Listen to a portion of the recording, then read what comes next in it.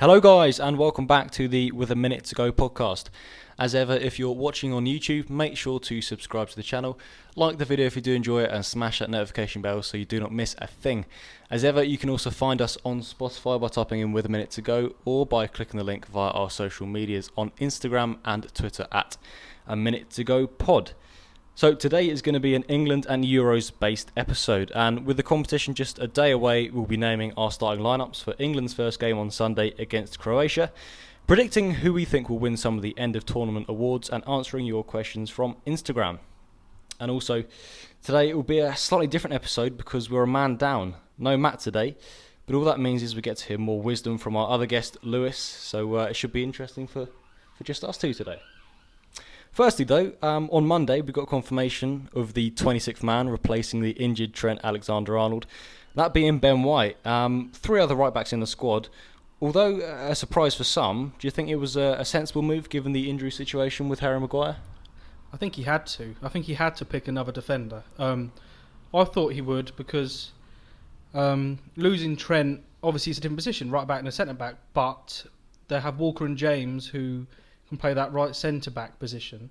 But losing a right back means they're more likely to be needed in a actual right back position, meaning we're down a centre back. Yep. So I think he had to pick that. It was between Ben White and Ben Godfrey, and he's gone for Ben White, which I'm actually quite pleased with. He played against Romania the other day, and he was good. I was impressed with him, everything he did. The funny thing is he was driving back, so they were up in the riverside of Middlesbrough, and he was driving back down to Brighton on Monday morning when they got the phone call from Southgate ringing him and say, actually you're in the squad, so get back up to St George's Park. It was the right decision. There's other players, Lingard could have got in, Ward-Prowse could have got in, but I think purely for the fact that Maguire is still an injury doubt. He joined in training for the first time today, which is good news. But I think he had to go for Ben White. Sensible decision. Yeah, I think it's a safe bet. I think another one we'll discuss is Henderson as well, and those two players are not really match fit. So I think an extra centre back is a safe option. It gives a little bit more insurance to the squad as well. Moving on to Sunday then, it's not going to be an easy game for England, a Croatia side that knocked England out of the 2018 World Cup, and they'll fancy their chances with the likes of Mandzukic, Perisic, Modric, Rakitic in their ranks. So let's take a look at our preferred England starting 11s, and we'll start with the formations. Lewis, what are you going to go with? It's a tricky one because he's played with four at the back in both the warm-up matches to start with, anyway, and I think he will. I think he will stick with that this weekend. Well, I hope he does anyway. I want him to, so I'm going to go with a 4-2-3-1 formation. Yep. Yeah, I've gone exactly the same as that. 4-2-3-1 I think is the way to go. The only other thing would have been potentially with Maguire out, maybe a 5 at the back. Can you not see that happening? It could happen, yeah. It could happen. I think it does depend. I don't think Maguire will play. That's the thing. I don't think Maguire will play. It'd be stupid to rush him back now. He can come back in the second or third game, potentially. Knockout great game, you'd want someone like Maguire in. All right, you'd probably say you don't want to bring in put a player in a squad who can't even play the first 2 or 3 games. But yeah. If we get to that point, we need a bit more experience than. I don't know. I'd still go with 4, and I think he'll go with 4 just with the fact he trialled it the last couple of games with Mings and White. I think it was on Sunday, and Cody played the game before. I think John Stones will probably come in, but we're going to get onto that in a minute. Yeah, I think it just shows how important he is to the squad, not just as a starting player, but around the squad as well. Something we mentioned last week and we'll mention again this week, I'm sure, is tournament experience, and there's a lot of that in this squad, so hopefully he can help the younger players coming in, the likes of Sancho, Bellingham, Saka. I mentioned Gary Neville on nearly every podcast, but he said Maguire is England's most important player, even more than Kane, because it changes the formation if he doesn't play. But I think Southgate will go with a 4 this weekend, and I'm hoping he does anyway. Okay, excellent. 4-2-3-1 for me as well, then we're in agreement on that. And I think we'll probably be in agreement on the goalkeeper. I'll go first with mine, and an easy pick. a man with tournament experience, very reliable between the sticks for Southgate, and that's Jordan Pickford. I think this season, like most keepers, he's had his moments and he's had dips in form. I think he had that tremendous tackle on Van Dijk in October as well, which didn't help his case with Liverpool fans. But yeah, for me, very, very easy pick. The question I want to ask you is, though, one mistake is someone like a Sam Johnstone hot on his shoulder, because we've seen it in the 2010 World Cup with someone like a Rob Green straight out. You haven't asked me my pick yet. It's Pickford, yes, but I would question whether Sam Johnstone is the second choice or is Dean Henderson. Okay. What would you say? I don't know. I would go Dean Henderson. No? Well, you know my love for Sam Johnstone. It's got to be him. And you're right. I didn't ask you your pick because I was assuming it's the same. Pickford as well. Yeah, because Pickford he does have tournament experience. It's not just that he hasn't let Southgate down. All right, he lets Everton down every now and then. But we don't care about Everton. No, that's we're fair. not. It's not club level anymore. It's international level, and he doesn't let England down. No. I think another. I don't know if Johnson's the one who would be second choice. He didn't play any of the warm-ups. Sorry, Henderson didn't play any of the warm-ups. Right. Weirdly, obviously Johnson played the other day against Romania, didn't he? Yeah. And he was good. Unbelievable save. I don't know if you saw it. My God, from close range. Yeah, it was He's great good save. keeper. England have got some good goalkeepers. But Pope hasn't even made it because he's injured, and that he'd be the fourth. Well, to make 4 good goalkeepers we've got in the squad. Yeah. Pickford is right to be picked though. To be the number one, it has to be him. I know what you mentioned about Rob Green and one mistake. Could he be out? I don't think so. No. Rob Green wasn't the out-and-out number one at that time, and one mistake from Pickford won't. I mean, if he makes 2 in the first 2 games, England don't win either of them. Yeah. Then Maybe. the third game potentially could be dropped. But yeah. No, I think he should be safe to be the number one for the whole tournament. Yeah, well, I don't think he'll be dropped either. It was just to test the waters and see what you think. Pickford is another one with, he's got very decent ability with the ball at his feet. I think something that is highlighted quite often than not when he's in bad form is all he does is kick the ball. But I think as a goalkeeper in 2021, I think if Matt was here, he'd agree with us. It's very, very important to have someone assured on the ball in that goalkeeping role. So for me, Pickford, at the moment, Pickford picks himself. We'll move on then to the right back position, Lewis. Okay, well, I don't know if I would have gone Trent if Trent was fit. That's the question. Because lots of people would say Trent is one of, if not the best right back in the world. And then there was obviously debate over his place, and then debate over his actual place in the starting 11. But I'm going with Kyle Walker. The other options, obviously, James and Trippier. This is obviously what I want the team to be on Sunday. Realistically, what I want the team to be. I think Southgate potentially could go different and could go Trippier. I'll go Walker. I think he's got the whole package. He can defend. We know he can defend. He can play right centre back. He's quicker than the other 2. All right, James will probably give him a good race, but I think Walker's one of the quickest in the league. All round an impressive player. He had a bit of a dodgy spell at City, 12 to 18 months ago perhaps, and he went off a little bit off the radar and went out of the England squad. But this season was one of his best at City, and I think he should be starting on Sunday. Yeah, he's another one that picks himself, and again, another one with tournament experience. I think he's someone very reliable, attacking and defensively, excellent, and I can see why Southgate would pick him. I can see why you would pick him, and that's why I've picked him as well. I think it is a tough one though, because you look at people like your Reece James. And he's someone who I've talked a lot about, and I like the guy. I think he's definitely one for the future, but I think Kyle Walker, he's the strongest candidate for now. Again though, any slip-ups, any bad games, and I think Reece James is really right behind him. Well, Trippier is as well, in Southgate's view. Maybe, yeah. He likes Trippier. He likes Trippier. I'm not massively against Trippier. I just don't think he's the best out of the 3, and I don't think he'd be the best out of the 4 if he had all 4 of his right backs as he wanted. Do you think Trippier is second choice? Or does it all depend on Potentially, it does depend on the formation. Yeah. The formation, if we played for it at the back, then it would be Walker as the right centre back. That's what it will do, and he'll play a wing back. And I don't know. Trippier can take corners, take free kicks. There's not many others in the team that would do that now. Ward-Prowse isn't there. Yep. Walker wouldn't do any of them, I don't think. Yeah, that's fair. That's the thing that Trippier has over Walker. Other than that, I don't know. I wouldn't say Walker will play every single minute of every single game, but I think he will start on Sunday. And that's what we're looking at, the starting 11 for the Sunday game against Croatia. We'll move on then. Centre back. Let's do them in a pair. Let's say two at a time. So I'll go first with my pairing. Now I've gone with one that's going to be fairly obvious, and the other one could have been between two or three. And the right centre back, John Stones, another one who picks himself. He's had excellent form with Man City this year, and obviously won the Premier League.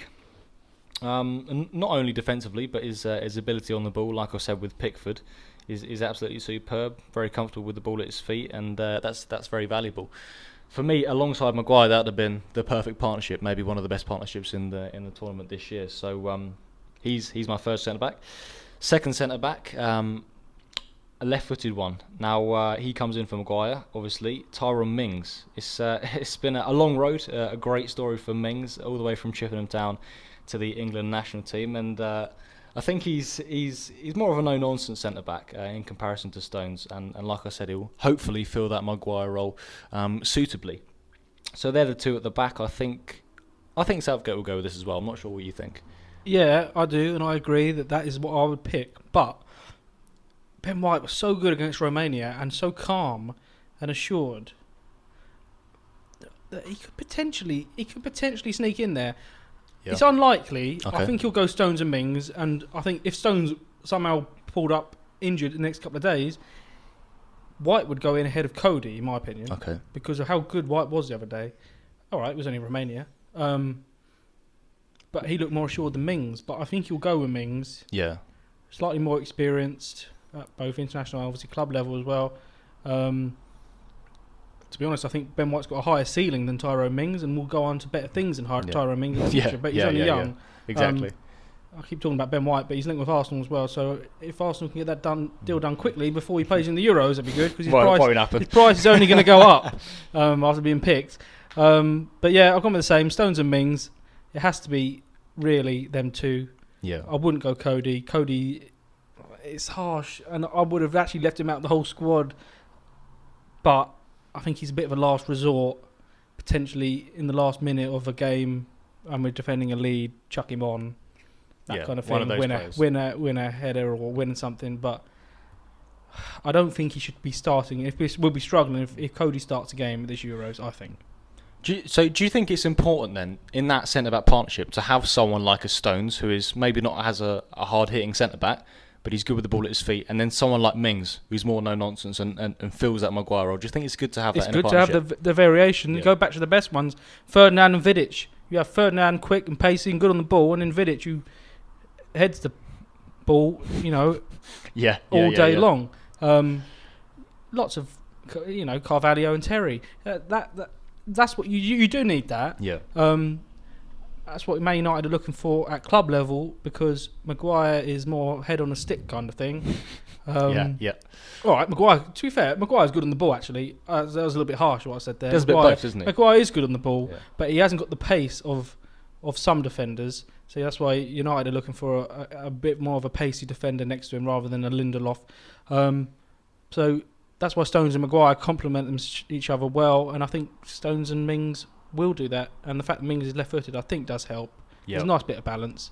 You don't always get it, and it's not a thing you have to go for. Yeah. Maguire likes playing on the left side, even though he's right-footed. It's a nice bit of balance, and I think that's the way Southgate will go, and that's the way I would go as well. Yep. Absolutely in agreement. So far, we've had a look at the formation, we've had a look at the goalkeepers. We've agreed on everything, haven't we, so far? We've agreed on everything. So we'll see what happens with the left back. We'll move on to the left back now. I'm going with Luke Shaw. It was close, obviously very close between him and Chilwell, For me, he does get the nod. I've been both surprised and impressed with his form this season for Man United. Like Walker, both going forward and defensively, he's looked assured. I think will definitely be tested up against the likes of Perisic and Orsic against Croatia on Sunday. But for me, Luke Shaw in the back four is probably the one to go for. If I went with the back five, I'd probably go with Chilwell, just because he's played it so much this year, and obviously he's learnt off Marcos Alonso. I think we spoke about that last week even. So yeah, Luke Shaw at left back for me. Have you gone with the same, or? We're going to agree on everything here, aren't we? Definitely Luke Shaw. Man United were desperate to have him fit for every single game last season. They bought Tellez for 16 million or whatever it was, and that got the best out of Luke Shaw. And in the end, it got to a point where they wouldn't pick Tellez because of how good Luke Shaw was. Yeah. So yes, he has to play ahead of Chilwell, who wasn't actually playing every single minute for Chelsea because of Tuchel's formation. But in the back four, it has to be Shaw. He has been so impressive. He admitted it the other day that he probably wouldn't be in the squad if the tournament was last summer. So he's benefited from the delay to it. Like many have. Quite a few of them have. Yeah. And hopefully grab that opportunity with both hands, and he should be starting on Sunday, in my opinion. Difficult one, but out of the two, between Shaw and Chilwell, who would you say is the better defensive left back? Let's forget about attacking for now, although it's quite important. Luke Shaw is definitely the best defensive one out of the two, in my opinion. Yeah. Chilwell's good going forward, arguably a bit better, perhaps more of a goal threat. Not that we need that from a left back. Shaw's probably got one or two in his whole career at Man United. Yeah. But I think he probably has. So. Yeah. I think I remember him scoring. I don't know how many he scored. I think it's the maximum of two for me. Luke Shaw scored one away at Man City. Did he? I know he scored one on the opening day of the season 2 seasons ago against Leicester. I think it was. We've got two. But we're not looking for goals from the left back. We want absolutely good delivery from the flanks, a bit of pace. Shaw's got that. Chilwell's got that. There's similar kind of pace between the two of them. I think I agree with you that Shaw should be the one, and I think he will be the one starting on Sunday. Okay then, well that's the first 5 players we've agreed on that, so that's been pretty easy.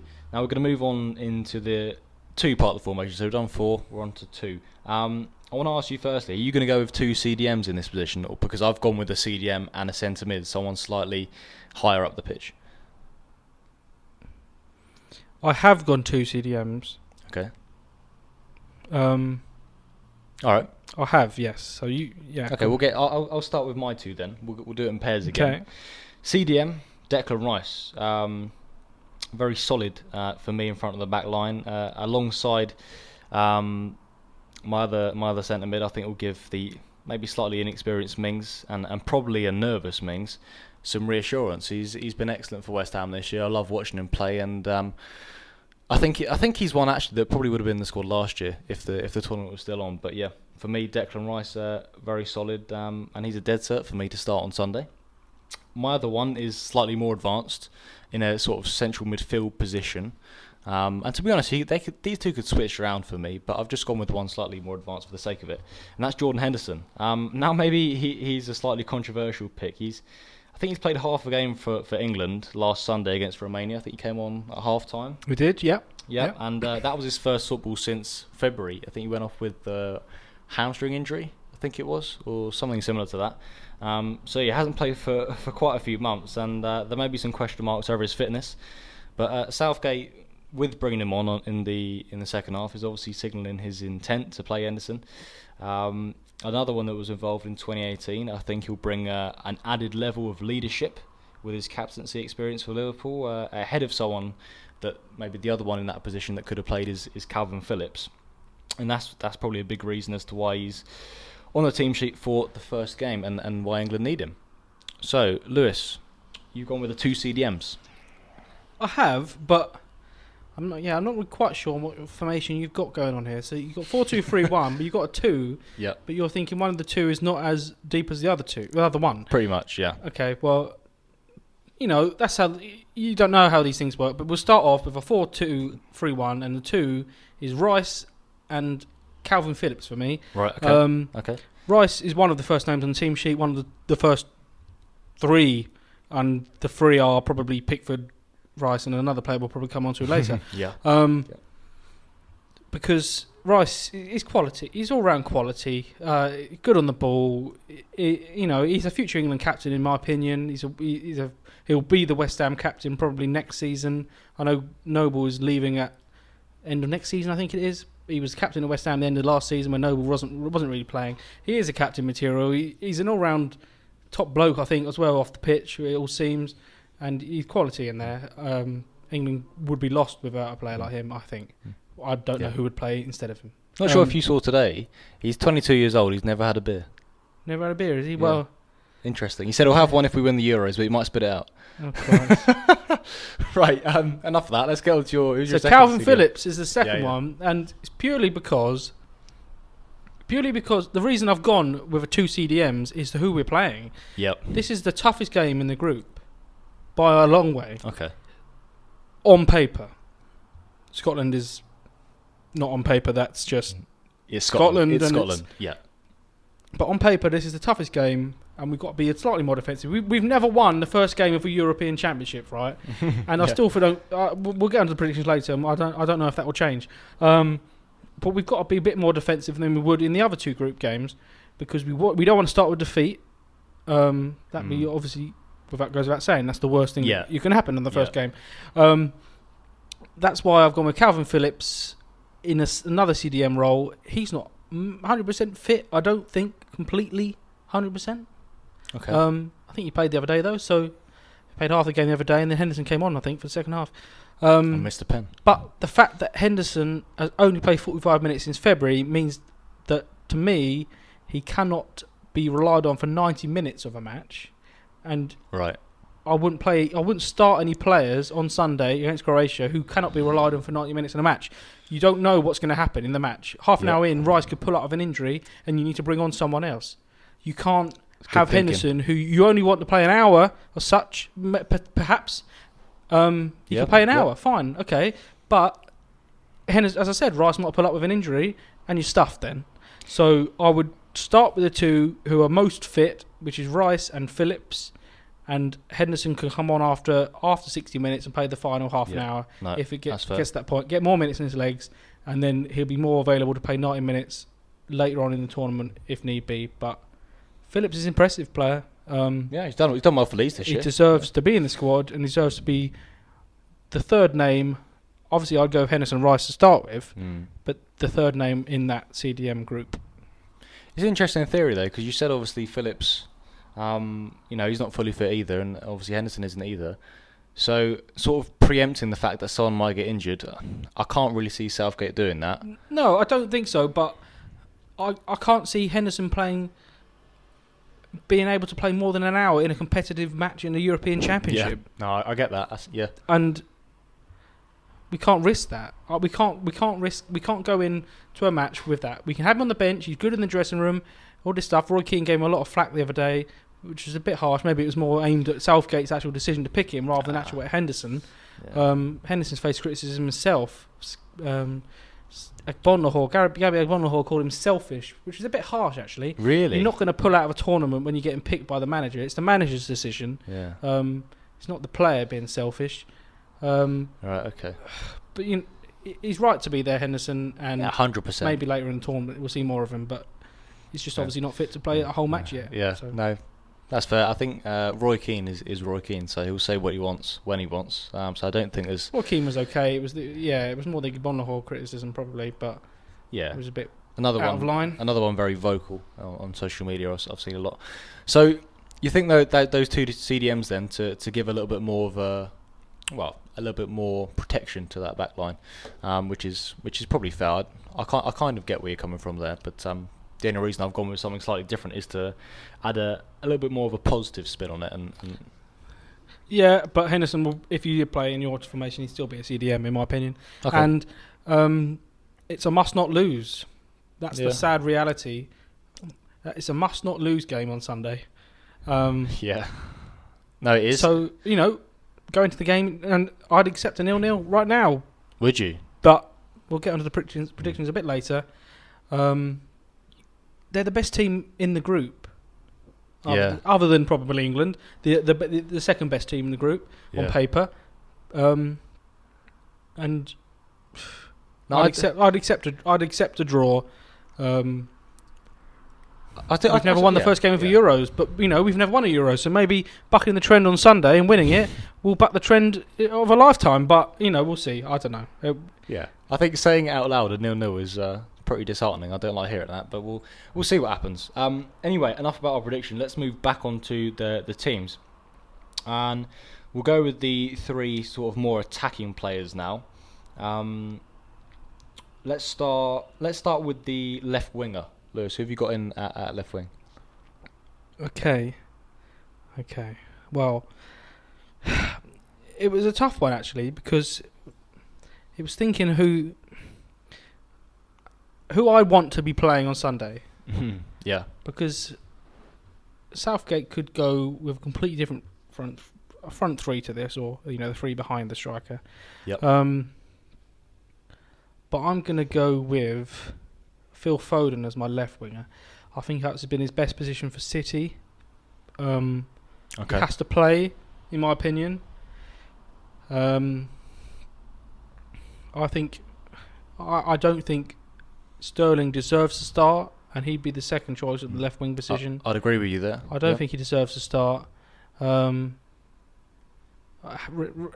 has to get in, and we're going to get on to who else I've picked, which will explain why I've gone Foden on the left wing rather than number 10. But that's my opinion. What about you? What have you gone with? Well, left wing, it's between Sancho and Grealish, but I feel as if Sancho, he's the right man. Now Grealish has struggled for fitness this year with Villa. Obviously, I think he was injured in January, February sort of time. He's come back towards the end of the year, but Sancho's been firing all year for Dortmund, so I think, for me, he's got to be in there, and he's obviously another young player with the ability to take on a man, score a goal, and it'll be exciting to see what he can bring to the team. So yeah, Jadon Sancho, and I think you'll disagree with this one. I think I'm right in saying you've gone with... I disagree, because he won't be in the team at all for me. Really? Jadon Sancho. Right, okay. That sounded harsh, actually. That sounded like I really don't like Jadon Sancho, but I do. He just won't play. Southgate will not start him on Sunday, and I don't want him to start on Sunday. Okay. So that's why he's not in my team at all. What position are we going on to next? Next position... Number 10 or on the right? What should we go for? Let's go with the right. We'll save 10 to the end. All right. Well, this is slightly controversial, actually, because I haven't really gone with any wingers. You'll notice with Foden, obviously he's a 10, but he can play it right. He's actually quicker than a lot of people think. He is, yeah. He's got pace, but he's not the winger who's going to stick out on the flank and beat the full-back as such. He'll come more inside and beat them with skill rather than with pace. Yep. My right-sided player, right side of the three behind the striker, is Mason Mount. Right-sided? Right-sided. Interesting. That's because... I want to hear this one. Yeah, I know. He played there a little bit for Chelsea. He has played there before for England.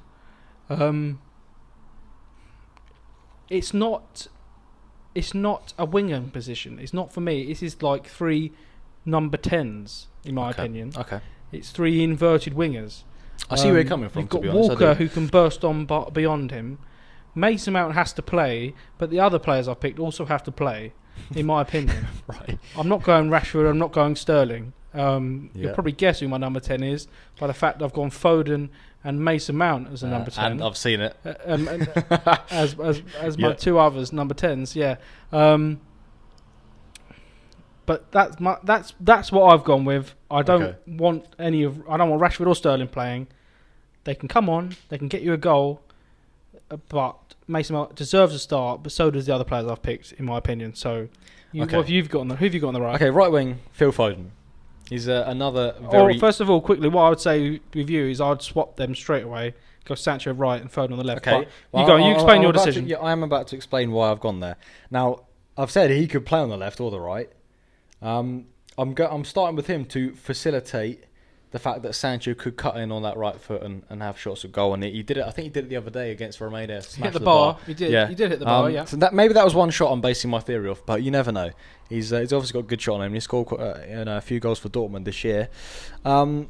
I think off that right side, we've seen what Foden can do coming inside. That goal at Anfield earlier this year, cutting in, put it in the top bins against Alisson. So I've got no issues with him operating on that other side. And there's obviously so many goals coming from this England side that I'm not concerned wherever he plays. You say about Mount can play on the right as well, and that sort of, for me, that front three. They can all drift, can't they? Yeah, they can all drift and interchange. I'd say slightly. They could probably do it slightly more if Grealish was playing for me, because Grealish, Mount, and Foden could literally play anywhere. They could all play down the middle. They could all play on the left or right. Someone with a Sancho, I'd probably stick him on the wings. I wouldn't have him too central, and that's why my attacking midfielder, someone we've already talked about, is Mason Mount in the middle. Now I keep him in the middle. I'd fill that number 10 role, because for me this year nobody else really has performed at those levels over the last 12 months, really. And it's well known Southgate loves the guy, and I think he'll be a regular for England this year in the tournament. So for me, no brainer at number 10. We haven't had your number 10 yet, have we? We haven't, and my number 10 is Jack Grealish, and I still think Mount probably will possibly play that number 10 role. Okay. That's what I think Southgate will go with. I mean, he hasn't obviously played any of the warm-up matches, but he's fit enough because he comes straight off a season with Chelsea and he's absolutely been on fire. And I think he will slot in front of that midfield too, purely with the fact that I think he can also slot in a little bit deeper, and also make it more of a solid midfield, which is quite boring, really. But I would go Grealish. I thought I was so impressed with him against Romania. He played actually as the number 10 against Romania. Yep, they did. Southgate doesn't usually play an out-and-out number 10. That's the thing. He'll play a midfield 3, where two of them may drop a bit deeper, and the other one, like Mount, would be the more attacking option out of a 3. But that's why I've gone with this formation, because there is a number 10 in this formation, and that is Grealish. Yep. Most often for Aston Villa, he would be playing off the left, drifting off the left, and he can still do that because Foden can interchange with him. But I would still... He was so good against Romania in the number 10 role. Close control, the passing. He's so intelligent. It's just ridiculous. He's so calm. I don't think he feels any pressure. I don't think Foden feels any pressure. Mount doesn't. He's just won the Champions League. That's what we need. A bit of youth, a bit of that kind of thing in them positions where you're not scared, you're not facing pressure, you haven't really got much tournament experience before. Obviously, Grealish has 0 tournament experience. Foden has 0 from the senior level, and Mount, I don't think, has any either. We need that. You can't have mental scarring sometimes. All right, we got the semi-final of the World Cup, so you say about mental scarring. Perhaps we got Rashford and Sterling, but I just don't fancy Rashford and Sterling at the minute. I really not. Agree and they with can you. come in at another point in the competition, perhaps against one of these other two, one of the other teams in the group. But I would go. That would be my 3 behind the striker. Yeah. Well, Grealish, I think, obviously, we said he hasn't played since February. Is he still the most fouled man in the Premier League? I think he might be. He is.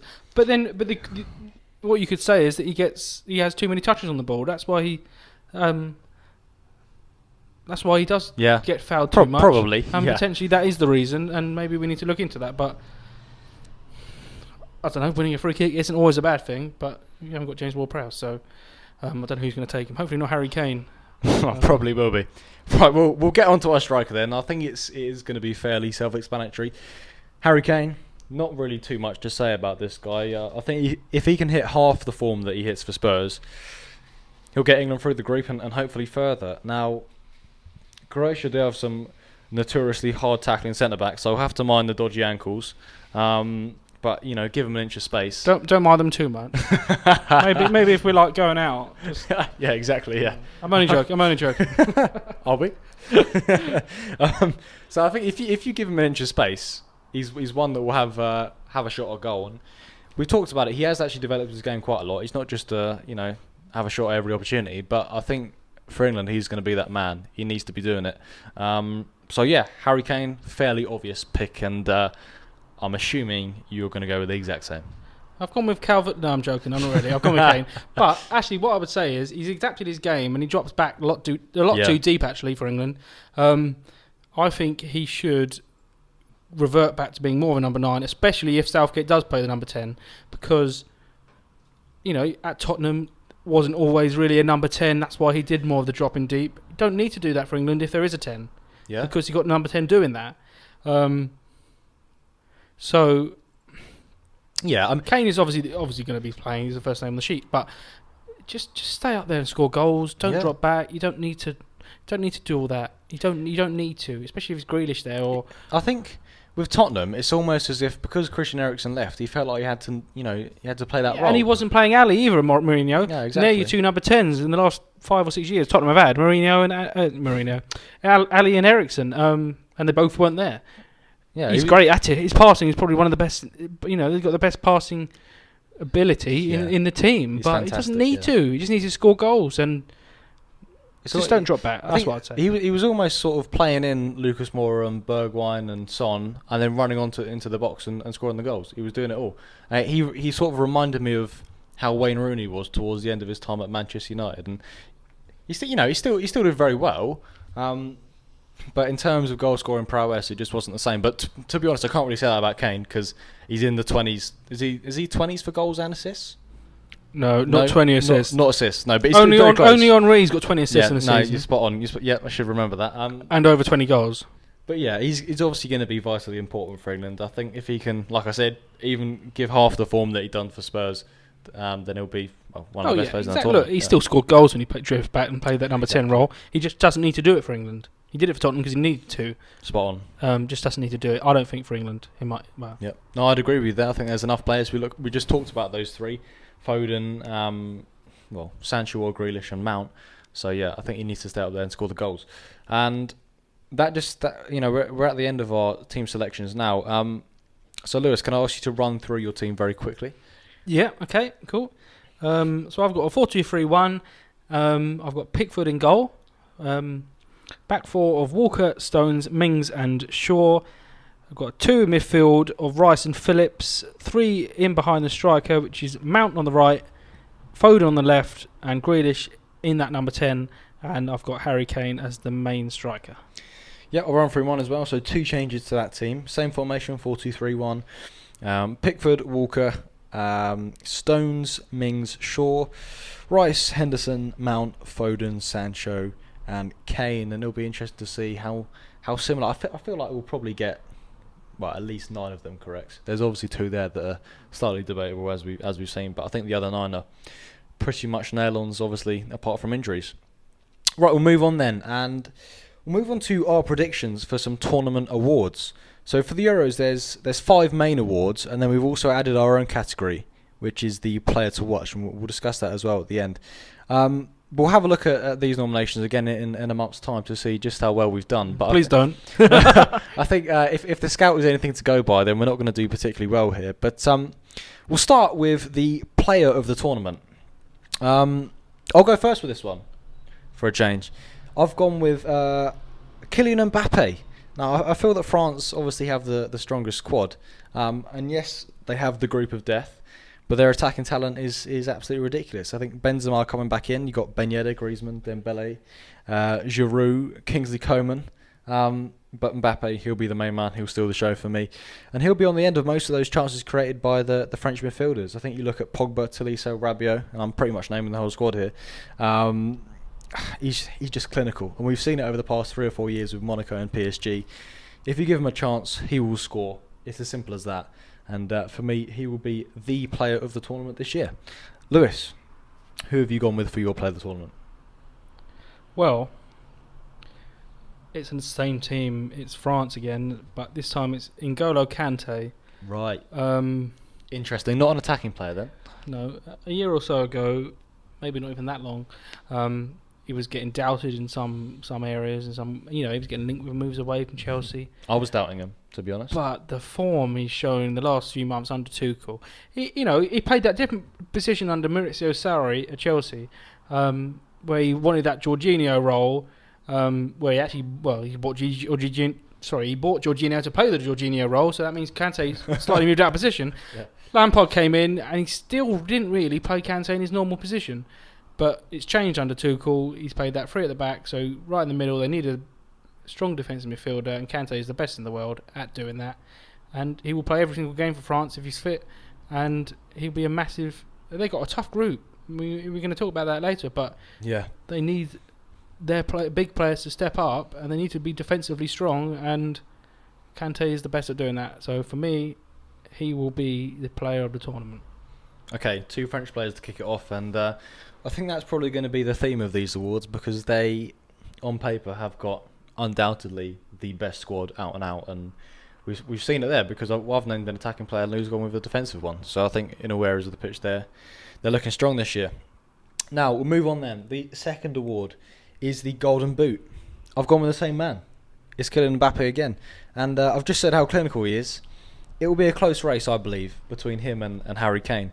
Now both sides will get pretty much all the way, I think, at least to the semis, if not the finals. And obviously Harry Kane did win the Golden Boot in 2018.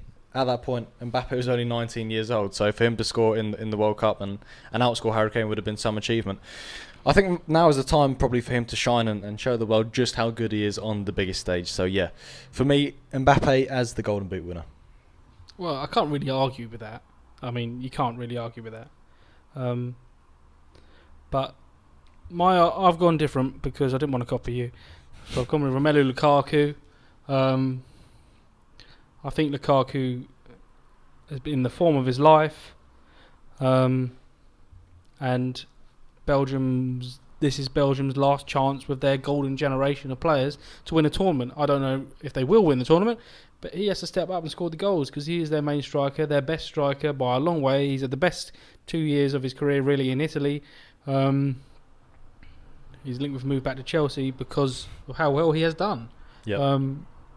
He's always been good in my opinion. I've always liked him, but it's just whether he could hit that potential at that top club at Man United, and he didn't really do that. But I'm going to go with Lukaku as my top goal scorer, win the Golden Boot. Okay. Well, Belgium... He will score goals. If Belgium are going to score goals, he will score the goals. That's it's an easy way of looking at it. I haven't got massive goal scoring. It's a bit like England, really. Kane will score if England score. Yeah, simple as that, isn't it? They've got so many good attacking options, though, Belgium, and they could put 3 or 4 past a couple of teams. So, yeah, go with Lukaku, and I think they'll go deep in the competition. Yeah, it's Lukaku's been an interesting one because obviously he left Man United, and since then they haven't really been able to replace him. They've got a lot of attacking players, sort of lacking a striker, really. Cavani's the only one that's come in and done anything of real note. And I think he's just about going into double figures because he had a slow start. So yeah, Lukaku with the Golden Boot, I think that's a fairly good shout. Belgium obviously another strong side, so it'll be interesting to see how he goes. Right then, next award is the Young Player of the Tournament. I think we're saying 21 years and under at the start of the tournament. Yep, is that that's okay? That's fine with me. Yep. Well, that's why your one's just fitted in, I think. Yes, my guy. Right, the one I've chosen is 21. We've already spoken about him. Phil Foden, the star boy of English football, and it's hard to look further than him at the moment. He's, like I said, still 21, and he does qualify for this category just about. So, the form that he's been displaying for Man City has just been absolutely incredible. And with a young player, we often see just how erratic performances can be, but this man has been so ridiculously consistent that you do forget how young he is. So for me, young player of the tournament is going to be Phil Foden this year. Even if England, gets to the quarters or semis, he'll start for them. So young player of the tournament will be him. Yeah, I do kind of agree. Actually, he's a very obvious choice. Not having to go at your choice, but what impresses me is his attitude, right? Because I sat there listening to his press conference the other day, and he's sitting there with a Gaza haircut from '96. And they said, "Oh, you do know this is going to be leading to comparisons to Gaza," and a lot of players would back that back and say, "Oh, well, I want to be my own player. It's all about what I can do, etc." And I don't want to be the comparisons. I've seen that before. But he sat there and said, "I'd welcome them comparisons if I can bring a bit of Gaza on the pitch." And blimey, that's what we want. I think I saw that. And he sat there and said he also doesn't feel any pressure. There's no pressure. I'm just excited playing. That's why I'd have him in the team every game. Yeah. So I do agree with that pick. You've gone there. I've gone a little bit different with mine, but Foden could easily win that if England get to the last just quickly last 4. we talk about, obviously, like you said, playing with freedom and not having any fear, and it's talked about quite a lot. But actually, I think Southgate generally does give them that no fear, no consequence, sort of that freedom, as you like.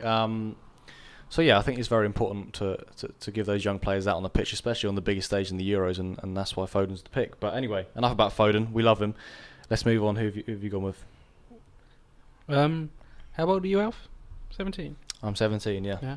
Well, I've gone with a guy who's 17. Right. And that's Jude Bellingham.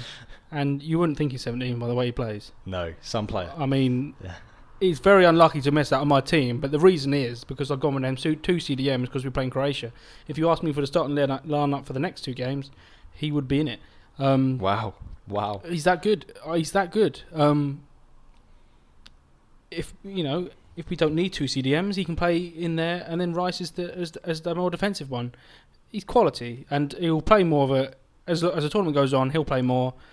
If England can avoid the big boys in the first knockout round, if we get through the group, that is,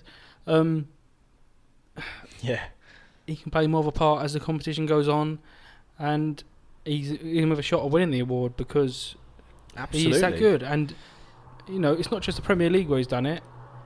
But he hasn't done the Premier League. What I mean is, he hasn't just done it in England. He's done it abroad, and people know about him abroad now. He's done it in the Bundesliga, the second best club in the Bundesliga, really. Not by the table, but just by how the clubs are. And he just I can't believe he's 17. No. I mean, I'm sitting there watching him.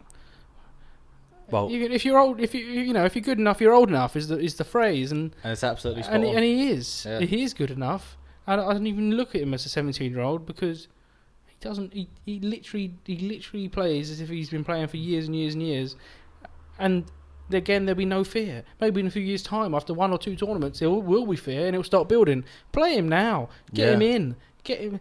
He's a goal threat as well. A couple of chances he's had in the last two friendlies. He could have scored. Should have scored, arguably. I like him, and I think he can win that award. Well, I've just looked it up. 29th of June, he's 18. So maybe he can join Declan Rice, and they can both have their first beer after we win the Euros. Right.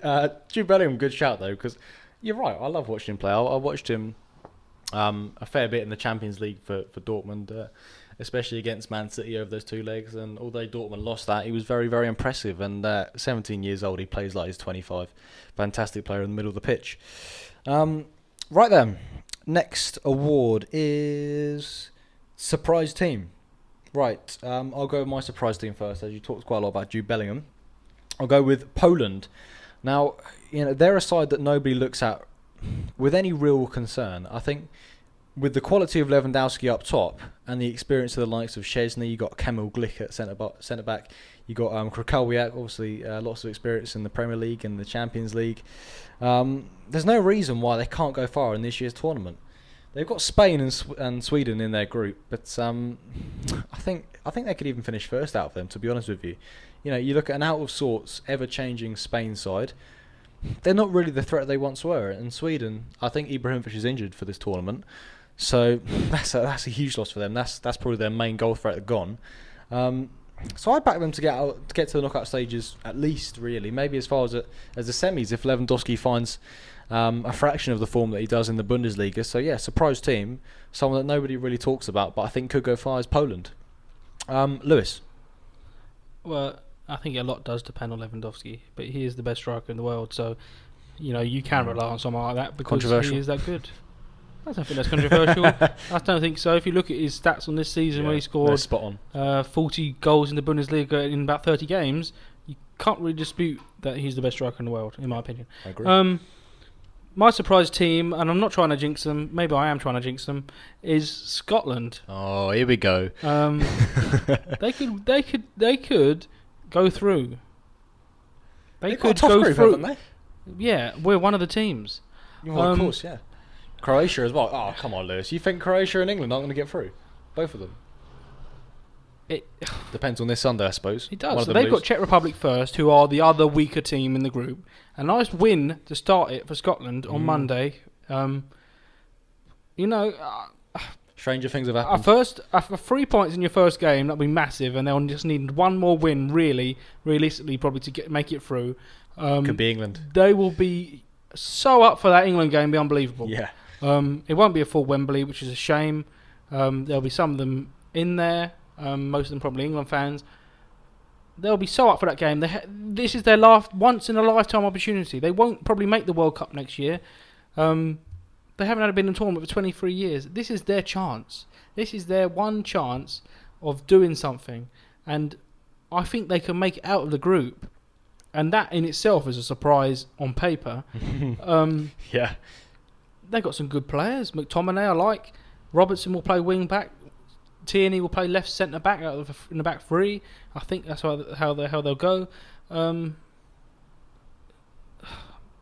It's just where the goals will come from. I don't know if Che Adams will be a regular starter for them, but I don't know. They're my surprise team. I'm not trying to jinx them. I don't think. Well, it'll be interesting to see how Che Adams does. I think his Southampton teammates have been calling Che McAdams or something like that. So yeah, be interesting to see if an English-born England player can start for Scotland this year.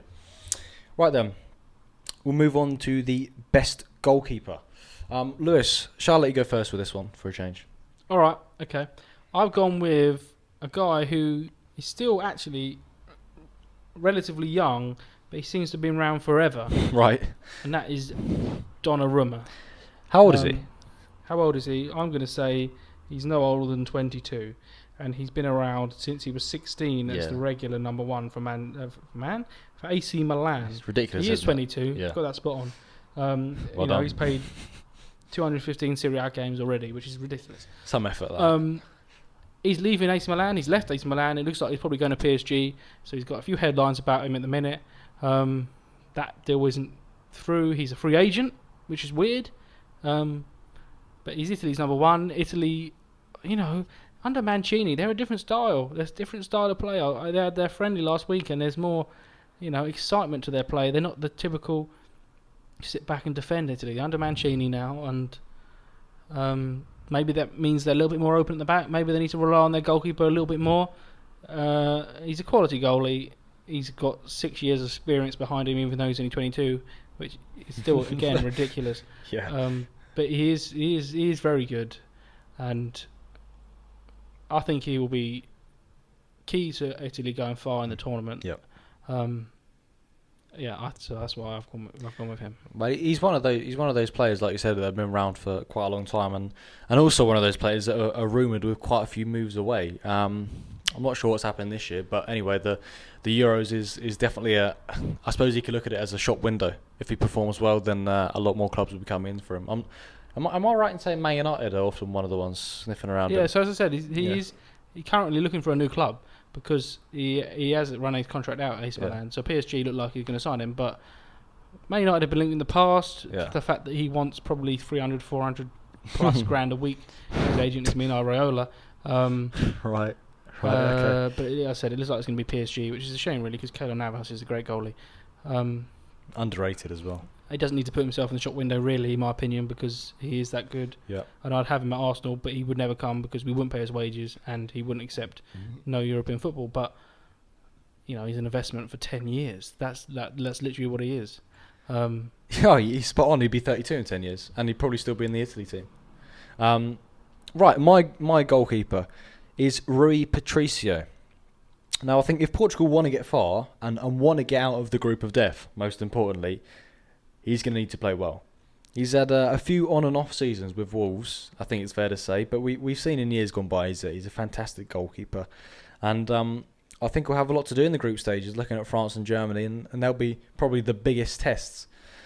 Also, something else that maybe, I'm not sure if you've considered it or not, is penalty shootouts. Now, in knockout games, as we know, they're crucial. And his record, 17 out of 77 in his career, a 22% save rate, so nearly 1 in 4. That's a pretty decent rate, I think.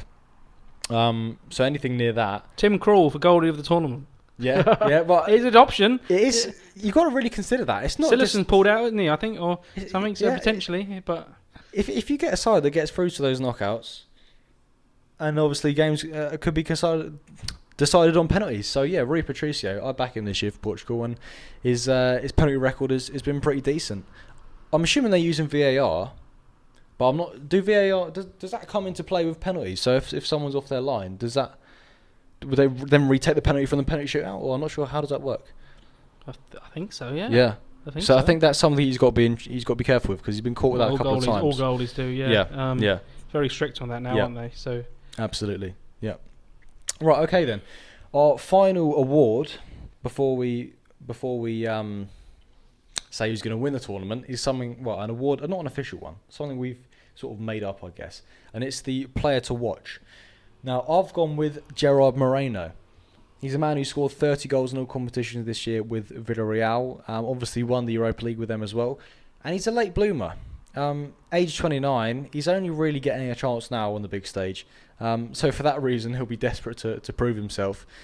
Probably in the best form of his life. So don't be surprised to see him bag goals from the first game. And he'll be a real danger for Spain this year. And like I've said, they're in a slightly strange sort of transitional period, and they have been for a while, obviously since winning the Euros in 2008 and the World Cup in 2010. They're going through a bit of a strange patch, so Gerard Moreno is going to be key for them this year if they want to do anything. And like I said, 30 goals is incredible. He's not a big name, so it'll be interesting to see how he does, but he's definitely one to watch. Lewis, your player to watch. It's interesting because when we came up with this award earlier today, for the one to watch, I also had Gerard Moreno as one of my players I was thinking of. But I was looking through the squads, and one I've gone for is Jamal Musiala. Right, interesting. Some of you will have heard of him. He is English. Well, he's not English. He wasn't even born in English. No. But he came through all the youth teams in England from under 15s to under 21s. But he's in the Germany squad. And, attacking midfielder. He's played a lot of games already for Bayern Munich. To play for Bayern Munich at that age, he's only turned 18 in February. He must have something about him. Yeah. 37 games last season, 7 goals from attacking midfield. He ain't going to start for Germany every week, every game this tournament. He's already had, he's on 3 caps for them. But he can show some glimpses, and he can show why he's been picked, why he's a regular for one of the best teams in Europe. This isn't just a random team in the Bundesliga. This is Bayern Munich he's been playing for. And the fact that he's chosen to play for Germany means he hasn't got much coverage over here in England. But as I said, he played from under 15s to under 21s. So he's definitely one to watch, definitely one to keep an eye on, see how he does, see if he's one that England let go. He chose to join Germany. It wasn't that England didn't want him. He just wanted to play for Germany, which is fair enough. I think he was born in Germany anyway. Yeah. Anyway, yeah, he's a player to keep an eye on. You know what though? That's always going to be the danger. We've seen it. Young England players going out to Germany. Bellingham, we've already talked about. Sancho, he's another one. There's going to be a point where if they do somehow qualify for Germany, they will go and play for Germany because they're not getting, like you said, the coverage in England. They're not getting the chances in England. And when you do play abroad, maybe you could get forgotten. So yeah, he'll be an interesting one to look out for. I've got to be honest with you. When you put him down, I was like, who is this guy? I had to look him up. But, like you said, I don't think he'll start every game, but it'll be interesting to see how he does for Germany this year. And the final thing I'm going to ask you then, you reminded me, who's going to win the tournament? Simple as that. Who do you think is going to win it? Well, I don't want to repeat. I don't want to say what you're going to say, but I think I know what you're going to say. But I'm going to say France. They are the best team. It's quite boring to say France. Okay. But I'm just saying my opinion, and no, they've got the best midfield and the best up front, and they've got an abundance of defensive options, which England could only dream of when we're struggling to get a centre-back pair in because Maguire's injured. Some people think England are favourites. France are undoubtedly favourites. Yeah, I think they're going to win. I think they're going to win it, and I think you're going to say the same. You think I'm going to say the same? I think you're going to say the same. Okay. I think you should say the same. Well, it's a debate. Do I go with my head or my heart? You said France. I'm going to say the mighty England. God. I'm touch wood. Touch every bit of wood I can see because I think, if anything, like we said, the scout hasn't gone too well for me this year. I have got a few that have been right. So hopefully that will happen again this year. We can lose every single game now. I tell you what, lose every game now. You jinxed it. every game 3-0, yeah. Yeah. It'd be interesting to see though if we get a France versus England final. Firstly, if that's the case, I think France will win. But secondly, I think go on. If France win their group and we finish second in ours, we could be playing France in the first knockout stage. So Really? that could be the end of that. Oh dear. But if we don't finish, if we win our group, sorry, I've got that completely wrong. If we win our group, it could be worse for us because we'll be playing the runner-up or the group of death. Right. And we might be better finishing second. We could end up playing France, basically, is what I'm trying to say, in the first knockout round. Okay. So it won't be the final. Tell you what, let's just get through and see what happens. I know, but it worked out well in the World Cup a couple of years ago. I know because it did. we ended up playing, I can't remember exactly, was it Colombia then Sweden or Sweden then Colombia?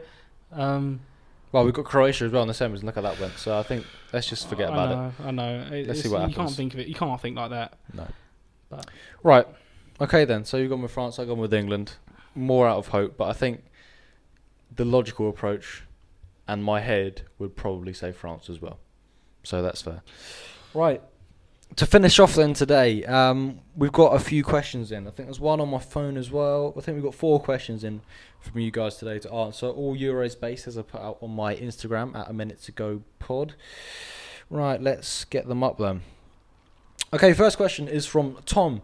And he says, what do you think of Ben White getting the squad ahead of James Ward-Prowse? Now, we've already talked about Ben White, but this is a specific player he's named here. So I think we've already explained our reasonings why, but I think Ward-Prowse, he's a decent shout as well. A little bit unlucky, really. Yeah. If Maguire wasn't struggling, Ward-Prowse probably would have been the one, if not Lingard.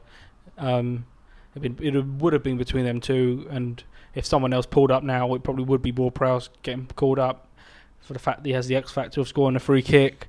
Exactly. Whipping in a corner on a sixpence, that kind of thing, especially now with Trent not being there. That's one thing England may be lacking is the set piece delivery. I understand the question about why is Ward-Prowse not there. He's probably the 27th man. I put out he probably was the 27th man when the squad was first announced, but the fact that it was Trent who went down meant that he couldn't be the man who brought it in. So it's unlucky, really, but I put out a little slider poll on the story the other day. I think it was last night. We got 25 votes. Ward-Prowse was the one that everyone would have included out of the players that were dropped. I didn't include Ramsdale in that, obviously. So that's obviously a very, very, very small number of people. But to be honest, Ward-Prowse, if he got in the squad, I wouldn't have been too displeased. I like him as a player. I think set pieces as well, very important. Like you said, without Trent, we could struggle with that this year. Okay, second question is from Arjun, and he says, how do you see Group F turning out? France first? ? And obviously that group is the group of death. It's Hungary, France, Portugal, Germany. I think for me, I've got to say France first, and then it's going to be between the other ones, obviously. I see Portugal getting through that. Germany third, and they might get through as the best third. But obviously that's again with it being such a tough group, they might not. Hungary will finish fourth. That's all I can guarantee. I can't really see the best third coming out of this group, only because I think if someone hits a good patch of form, they won't and steamrolls it. I don't know if France could do that. Yeah, I think one may struggle, and it may end up being Portugal. It depends how on form Ronaldo is. Right. Yeah. We know what he can do on any given occasion. On the big occasion is his best. He's at his best. So, my opinion, France will win it, and I think after the World Cup failure of a couple of years ago, Germany will do better this year and will finish second. Okay. And Portugal third. But yeah, so that's the standings I would go for. Fair enough. Josh has written in and said, who do you think will win the Golden Boot? Well, we've pretty much just answered that. Let's have a look. Who did I say? I said Mbappe. Yeah. Lukaku for me. Yep. Okay. Mbappe's a good shout as well, yeah. Fairly straightforward for that one. And the last one is, again, from Arjun. He said, what's your prediction for the England versus Croatia game. Will England get revenge? I think he's referring to the 2018 World Cup knockout. I'm going to say 2-1 to England. Well, that's a bit brave and a bit bold. And, we'll see. I don't know. You like to jinx people, don't you? I'm going to go with a 1-1 draw. Right. Conservative. We've never ever won the first game of the Euros. Why buck a trend? Because we're going to win it? Okay, so I don't know. I'm going to go with a 1-1 draw. I just think it's a must not lose for both teams. They're the best two in the group. Obviously, I tipped Scotland earlier who could get through, but it's a must not lose. And they may, if it's 1-0 after an hour at 70 minutes, they may kind of settle for that. Okay. Without being too boring. So yeah, that's what I've gone with. And that's fair. even if you didn't want to hear that. No, well, I don't want to hear that. I don't know if the listeners want to hear that, but they've heard it now. And the last thing I wanted to say, it's not actually on the questions, but Tom's just written in and said, I just want to say a big thank you to Alfie, Matt, Lewis. I always love listening to your episodes, class stuff. Obviously, Matt not with us today, but cheers for that, Tom. We love doing them and appreciate the feedback, mate. Right, it's that time again. We've come to the end of this episode, and it's been a good one. And like I said at the start, having a man down should be interesting, and I think it's fair to say it has been, and it's been a success. Before we go, I just want to mention the Watford rebuild has over 700 views on YouTube, so head over and check that out. It's mostly Watford fans telling me I don't know too much about their club, which I think is fair enough. Probably should have done a bit more research, but it's blown up nicely, that episode. So when I do get time, I know I promise you weekly, and Lewis reminds me that I don't keep my promises. I'll try and do another episode. I'm going to put it out there now. I'm thinking about Tottenham. Tottenham, obviously a club I won't be listening to that one. No, a club I don't particularly like, but I think I know quite a lot about them, and I've got sources in case I need to check things. So yeah, Tottenham will probably be the next rebuild. When will that be? I'm not sure. Hopefully as soon as possible, maybe before the England game on Sunday, but we shall see about that one. And Lewis, it's been great to dig further into England and how they might go about their first game on Sunday. So as ever, mate, thank you very much for coming on. It's all right, big shoes to fill, but I think we did a good job without Matt. So. Yeah, definitely. It will also be interesting to see if any of our award predictions pay dividends at the end of the competition, and I think we'll remember. If we don't remember, anyone can just drop us a message and remind us. We'll definitely have a look at them and see how we did. Obviously, Matt has avoided the potential embarrassment on this one, so good for him, fair play. We'll see how that goes. All that's left to say is thank you very much for listening. Keep talking football, and come on, England!